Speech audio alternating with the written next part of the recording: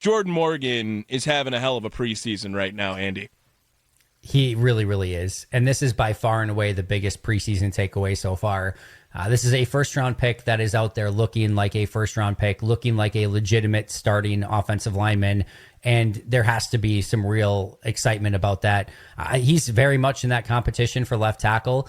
I think this is going to end up in a platoon still. This is where I always kind of saw it going.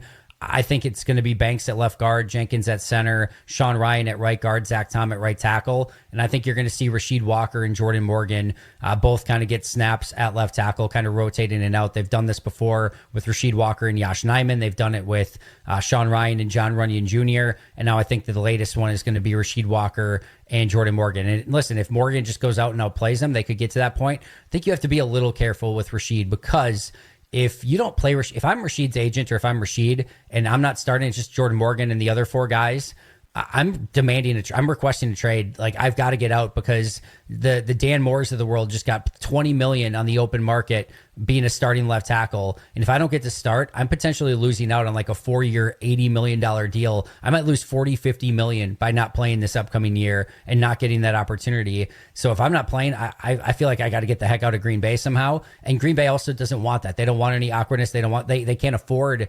They have 6 offensive linemen, really. Anthony Belton's the 7th, and we saw that he's still got some growing pains to go through along the offensive line. So I think they sort of need to appease him a little bit. And at some point, we know this pretty clearly, injuries are going to hit along the offensive line. You're going to have one of those guys get hurt, and you can just adjust it after that. But I think to begin with, you keep that as a platoon. But to your point, Tommy, no bigger takeaway through 2 weeks of preseason than how Jordan Morgan is playing. And they got themselves what seems like a very solid offensive lineman, if not better than that. And he looks like he's going to have a very long career as a starting offensive lineman somewhere along that line. And that's looking like a better and better pick every single day. Yeah, I said earlier, you can put him in Sharpie, you just don't know where to write him.